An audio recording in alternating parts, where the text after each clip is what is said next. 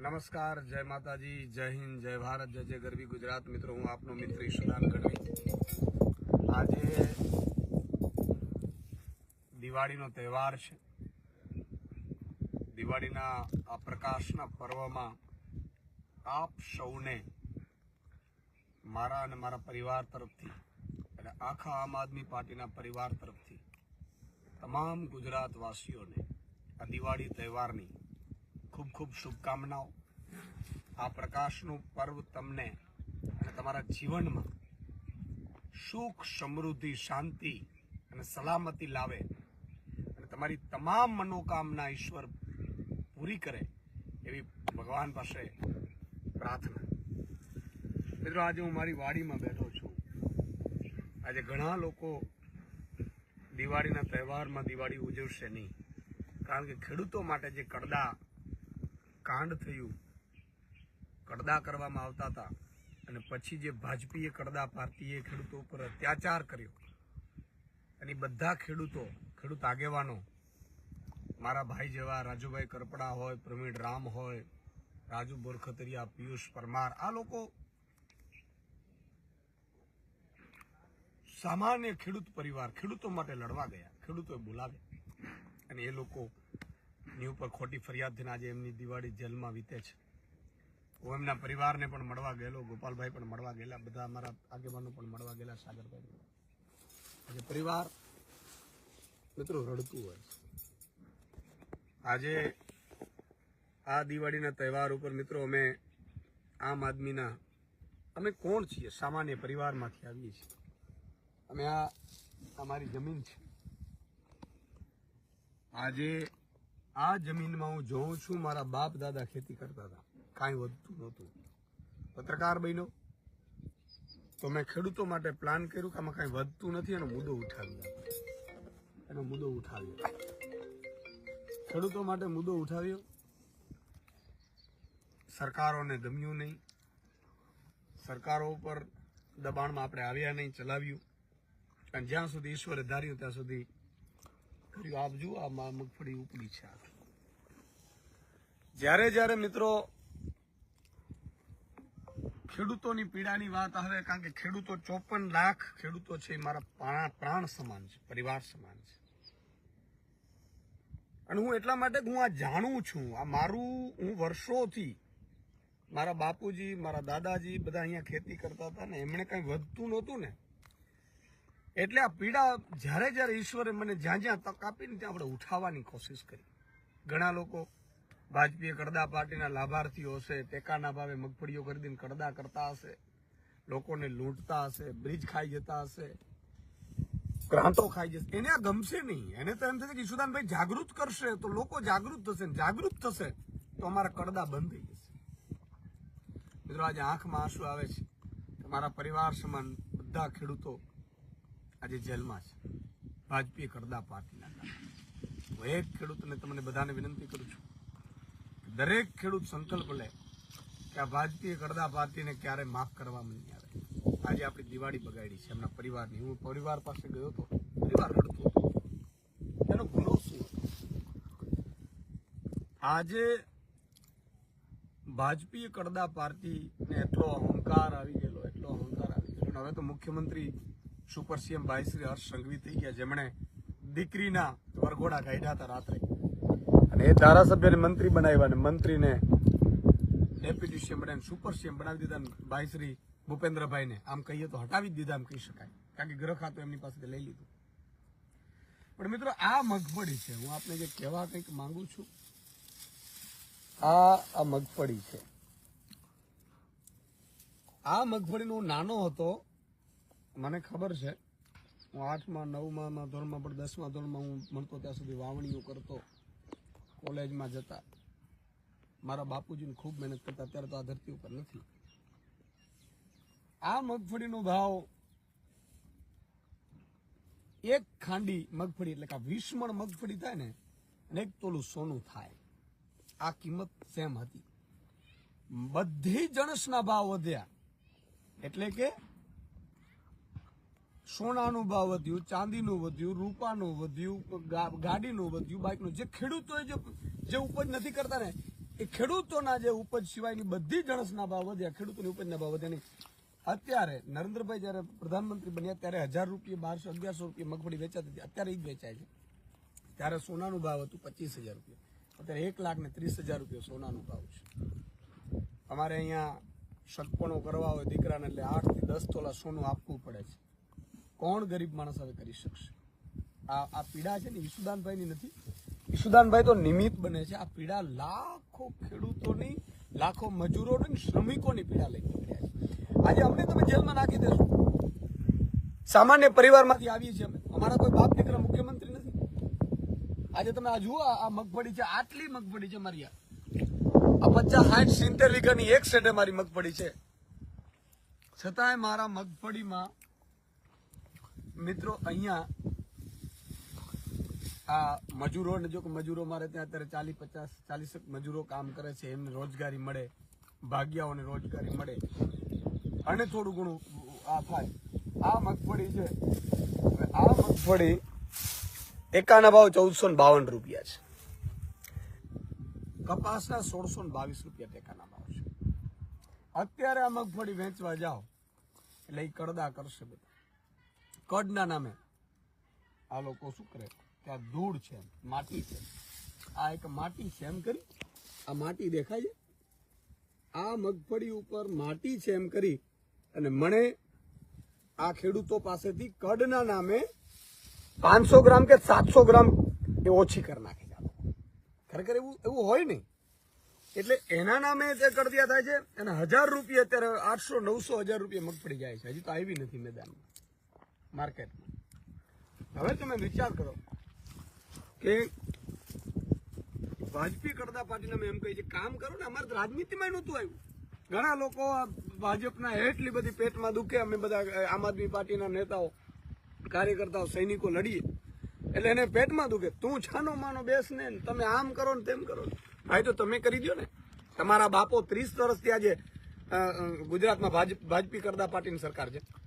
11 વર્ષથી તમે કેન્દ્રમાં કડદા કરીને બેઠા છો. હવે કોની રાહ જુઓ છો? હવે નિર્ણયો લેવામાં ક્યાં વાંધો છે? બે સરકાર તમારી છે, તાલુકા જિલ્લામાં તમારા છે. અને ભણનો દીકરો 156 માંથી સાહેબ કોઈ કડદા ઉપર ક ન બોલ્યો. એટલે આવા લાયક ન એવા નાલાયકોને આ દિવાળી પર્વે ભગવાનને પ્રાર્થના કરું છું કે હે ઈશ્વર, આ રાવણ જેવી સરકારોમાંથી અમને છોડાવો. આ દિવાળી પર્વ કેમ છે મિત્રો? દશેરાના દિવસે રાવણનું વધ થયું. રાવણનો વધ કરી ભગવાન રામ છે અયોધ્યામાં પધારે છે ને, એની આ દિવાળીના પર્વ તરીકે આપણે આજે આ દિવાળીના પર્વમાં ભગવાન રામને પ્રાર્થના કરું છું કે ભાજપી કડદા પાર્ટીના અને એના નેતાઓમાં જે રાવણનો હાથમાં બેસી ગયો છે ને, અમને બધાને એટલી શક્તિ આપો ને આ ખેડૂતોને એટલી શક્તિ આપો, મજૂરોને, શ્રમિકોને એટલી શક્તિ આપો આ પ્રકાશ પર્વ નિમિત્તે કે ભાજપી કડદા પાર્ટીના એક એક નેતાની સામે અમે લડી શકીએ, અમે એને અહીંથી ભગાડી શકીએ. આ ગુજરાતમાં હવે સહન ન થતું. આજે આ મગફળીનો ભાવ સ્વામિનાથન કમિશનના રિપોર્ટ પ્રમાણે 2560 રૂપિયા મણે થાય. બરાબર, મગફળી દેખાડો 2500 ને આમાં ક્યાં આવ્યા છે? એટલે એટલી હળવી પેલી હોય છે. બરાબર, 2560 રૂપિયા. આનું બિયારણ છે એ 2600 રૂપિયા મેં લીધેલું. પછી બિયારણ વાવી એને દવા ભેરવવાની હોય, પછી વાવણી થાય, ટ્રેક્ટરથી વાવણી થાય, એના ખર્ચા થાય, સાથે સાથે નિંદામણના ખર્ચા થાય, પાણી વાળવાનું હોય, મોટરો ચાલુ હોય, આમાં રાત દિવસ સર્પની વચ્ચે બધા મજૂરો કામ કરતા હોય. આ બધું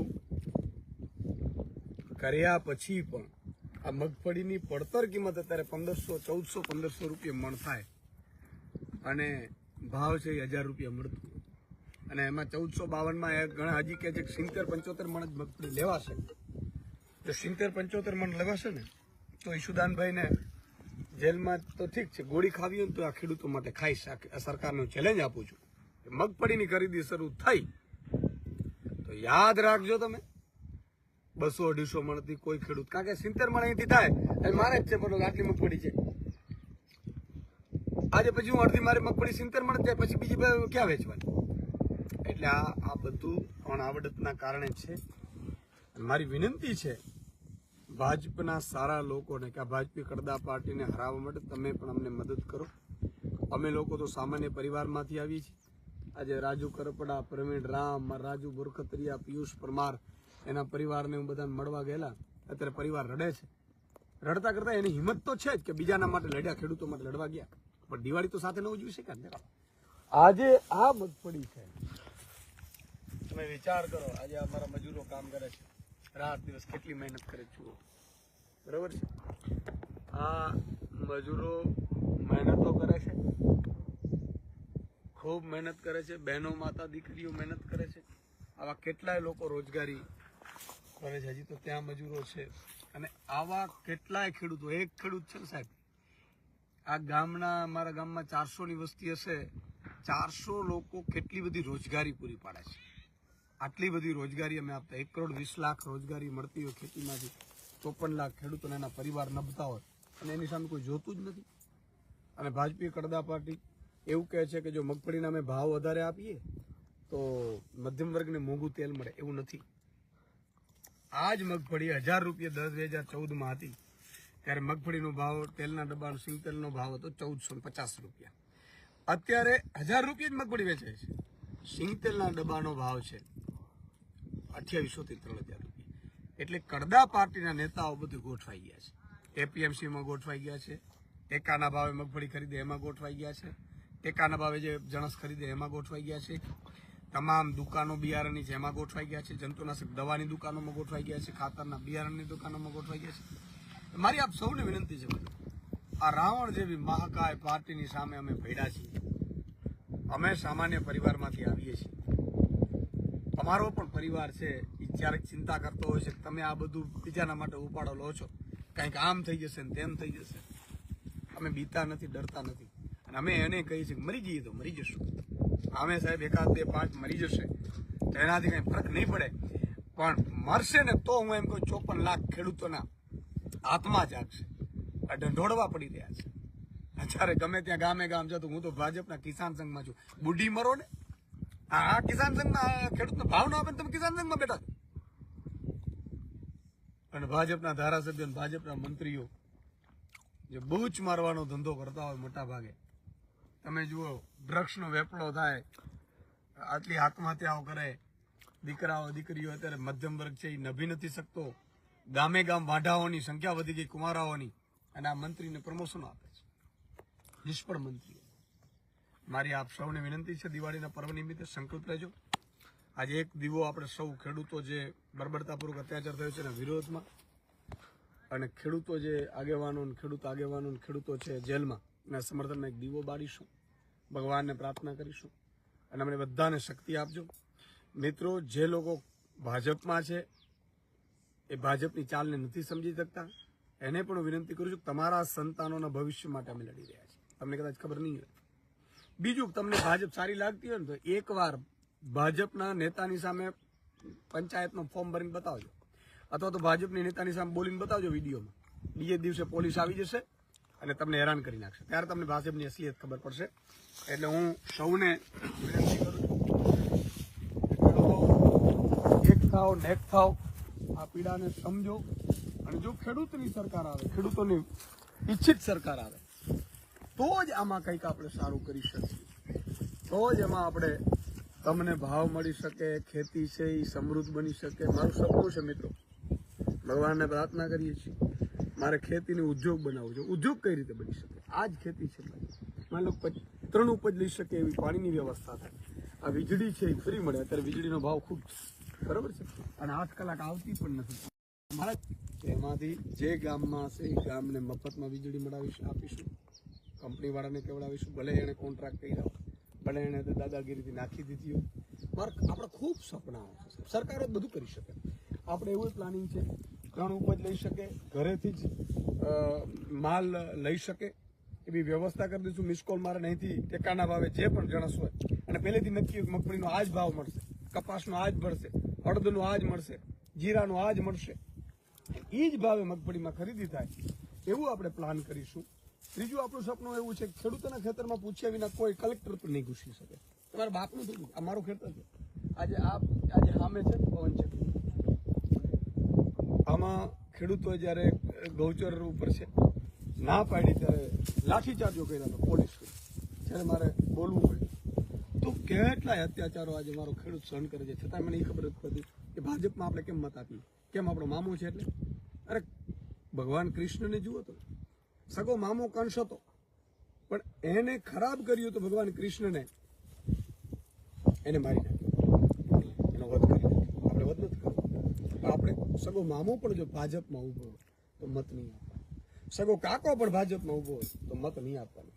આપણે ભાજપના અદના કાર્યકર્તાઓને પણ મારી વિનંતી, તાલુકા જિલ્લામાં મિત્રો કોઈ એને મત ન આપે. સગો ભાઈ કેમ ન, એને કહી દો ને ભાઈ આ ભાજપી કડદા પાર્ટીને અમે ક્યારે મત નહીં આપી, કારણ કે પાપનો ભાગીદાર થશો.